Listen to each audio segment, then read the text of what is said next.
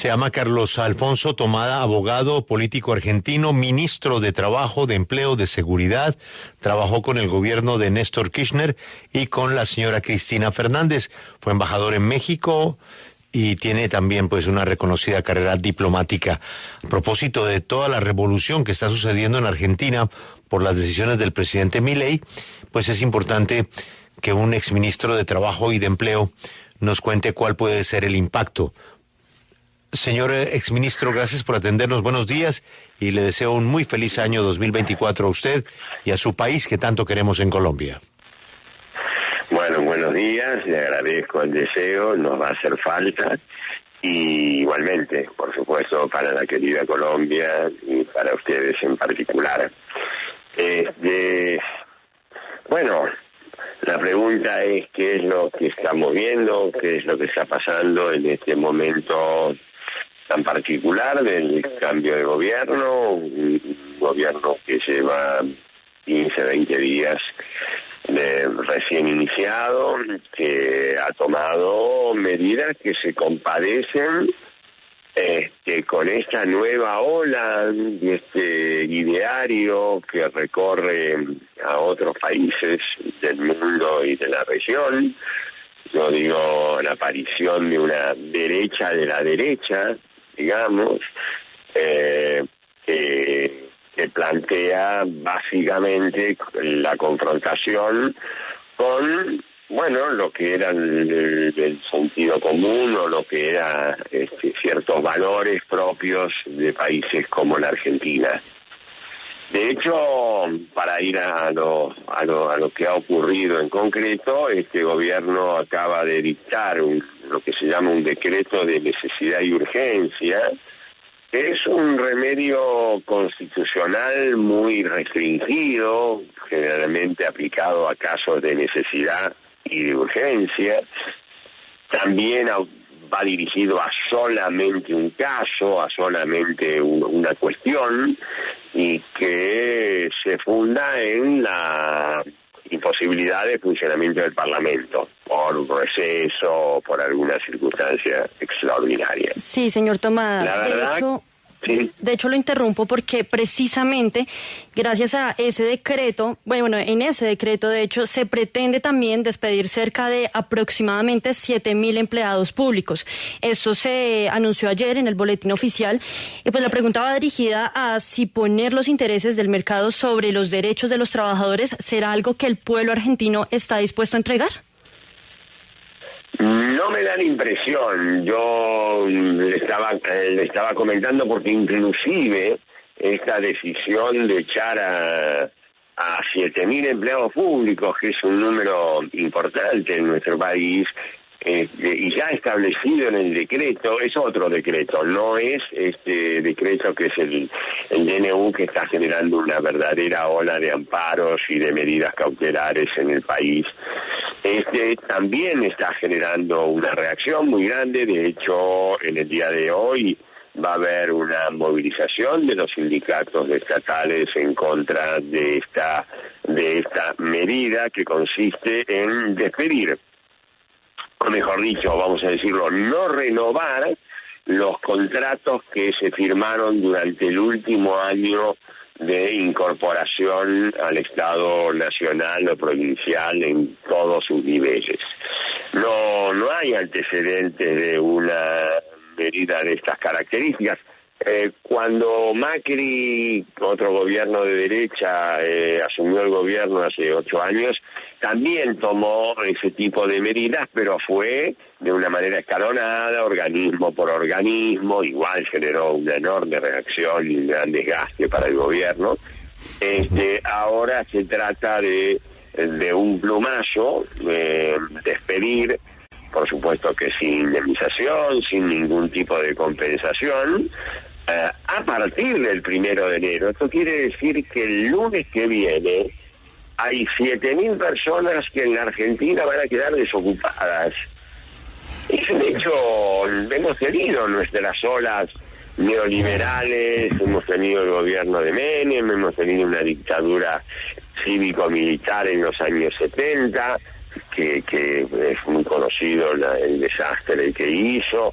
pero que de un plumazo se eche a 7.000 trabajadores del sector público por haber ingresado en el último año como única explicación, la verdad que es muy conmocionante, digamos. Por supuesto, pero don Carlos, permítame, en cualquier caso, para los DNU, para algunos DNU hace falta, digamos, que pasen por el Parlamento. En cualquier caso, ¿cree usted que con esa minoría parlamentaria que tiene tan clara, van a pasar los DNUs, los decretos de urgencia, por el Parlamento? Mire, yo creo que no van a pasar por el Parlamento y tampoco van a pasar por la justicia. El más variado arco de abogados constitucionalistas ya se ha expedido en estos años sobre la inconstitucionalidad de este decreto, y yo creo que, mire, este decreto solamente puede ser aprobado, solamente puede tener funcionamiento si aquellos que deben oponerse o que pueden oponerse en términos democráticos, en términos de las instituciones que rigen en nuestro país, realmente cumplen con su tarea, cumplen con su deber. Acá ha habido una elección que nosotros respetamos, que no tenemos nada que cuestionar. En una primera vuelta Milei sacó 30%, que es el verdadero respaldo que él tiene, y en una segunda vuelta llegó al 55%. Perfecto. El Parlamento queda constituido de acuerdo a la primera vuelta.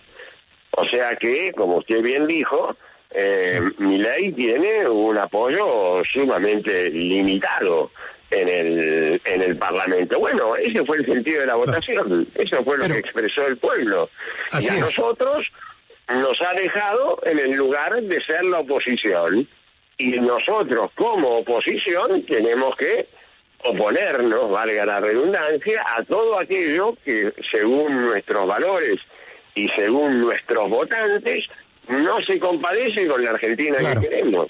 Pero una cosa, le quiero preguntar por el marco general, porque el triunfo de Milei sale de algún lado. Milei hasta hace 2 años era un panelista de televisión que era muy atractivo para los programas precisamente de televisión y para el rating.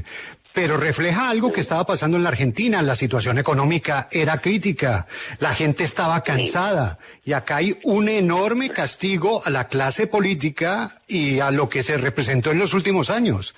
Porque, ¿qué mea culpa hacen ustedes desde el kirchnerismo ante el triunfo de Milei?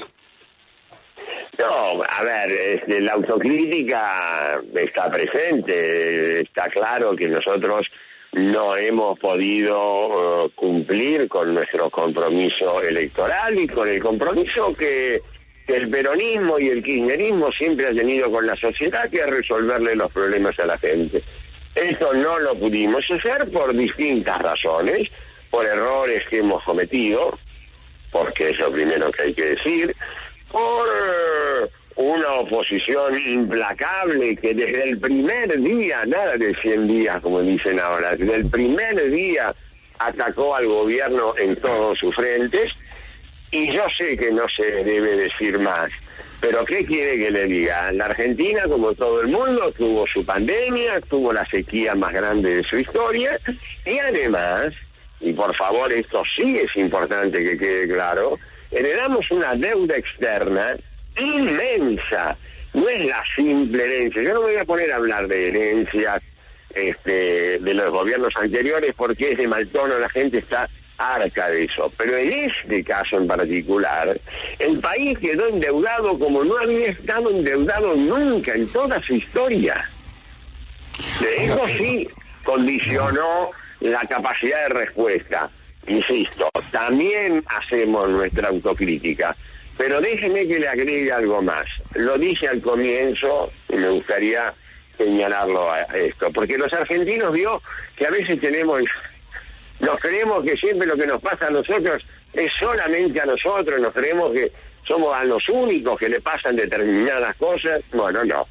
Este fenómeno de las derechas es un fenómeno que recorre el mundo, es una nueva expresión peligrosa para la democracia, que la estamos viendo en distintos países de Europa, inclusive en la propia América, porque pensemos que Bolsonaro ganó, que Trump ganó, que Bolsonaro perdió con Lula pero sacó 48% de los votos, que Boric le gana a Kast, pero Kast pierde con el 46% de los votos, es decir, expresiones todas estas de esta derecha. O sea, además de nuestros errores, además de las circunstancias particulares que atravesó la Argentina, también me parece importante colocarlo en un contexto mundial porque nos permite sacar conclusiones en función de la región, que hoy por hoy es uno de los temas que a mí más me interesan.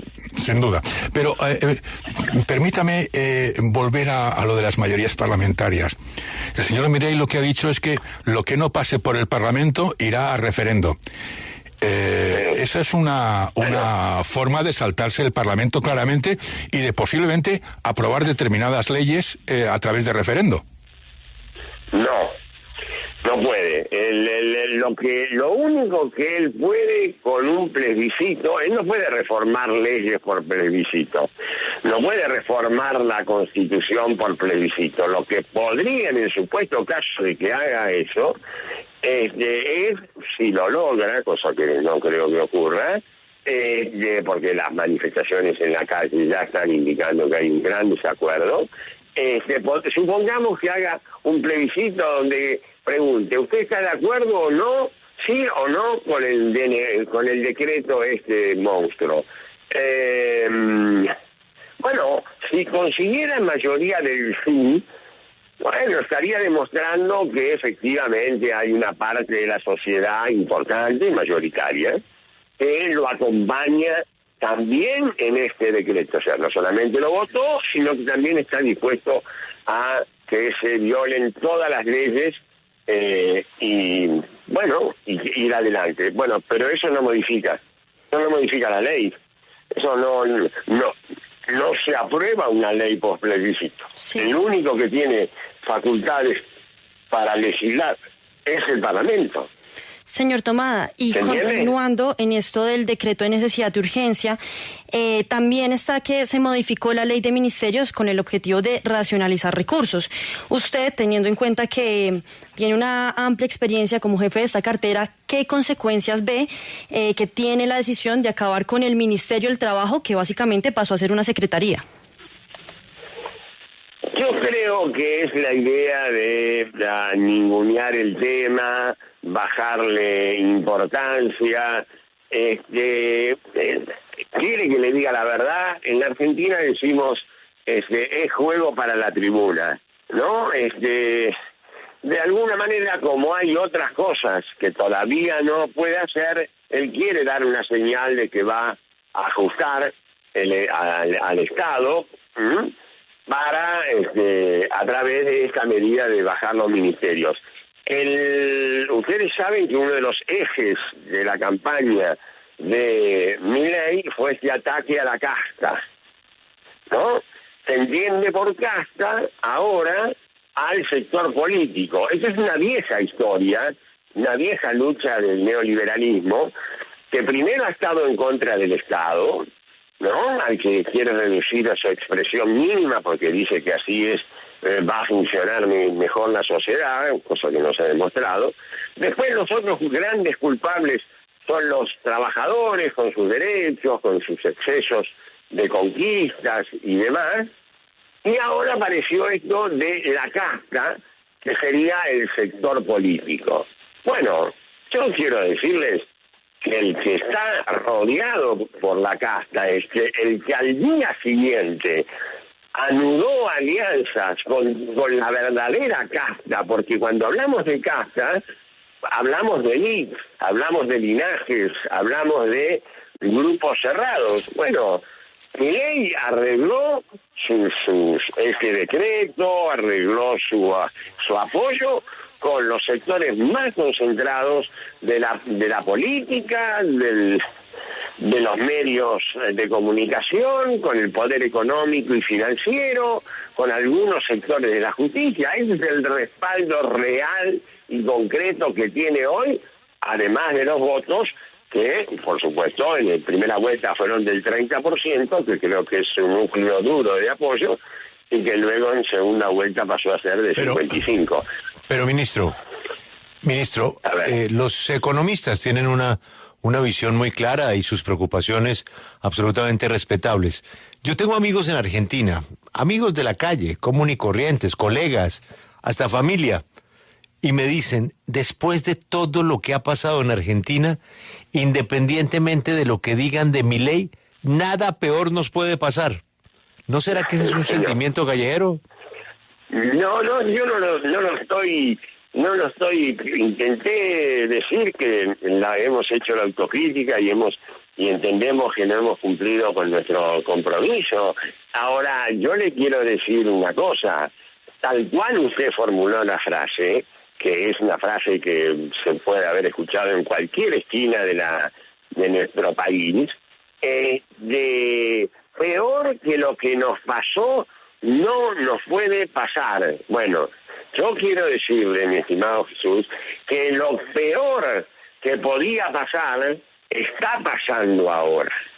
Porque lo que está pasando ahora es infinito, a 10 días hablo, a 10 días, es infinitamente peor de las dificultades ciertas con que se vivió. Yo no voy a discutir, yo no estaba en el país, pero para mí fue un sufrimiento muy grande ver la cotidianidad de nuestra gente, con inflación imparable, con una caída del salario que se acentuó después de la gran caída del salario que había hecho Macri, cuando el compromiso nuestro era precisamente recuperar la capacidad adquisitiva del salario que se había perdido, que fue lo que hicimos durante los 12 años del kirchnerismo. Entonces, ahí está la defraudación de la gente, pero claro que yo acepto eso. Ahora, se lo aseguro, y si quiere hablamos dentro de 6 meses o cuando usted quiera, esto es peor, Esto es peor. No,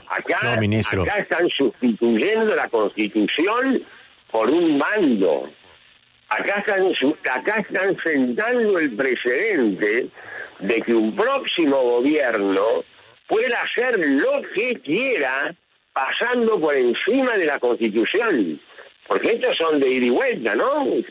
La experiencia de nuestros países marca eso, y la realidad política de estos últimos tiempos marca que los gobiernos no son de larga duración, son de corta duración y cambian de sentido. Con lo que está haciendo Milei ahora, lo que va a pasar es que cuando haya un gobierno de un signo contrario, va a poder tomar la medida que quiera. Y no quiero poner un ejemplo, pero ustedes pueden imaginarlo, el ejemplo que se le da la gana. ¿Por qué? Porque va a haber el precedente de lo que este hombre está queriendo hacer a costa de todas las instituciones en nuestro país. Señor ministro, lo mejor para Argentina. Muchas gracias por atendernos. Un feliz año. Yo les agradezco mucho. Disculpen cierto tono enfático, pero bueno, los tiempos también son para eso.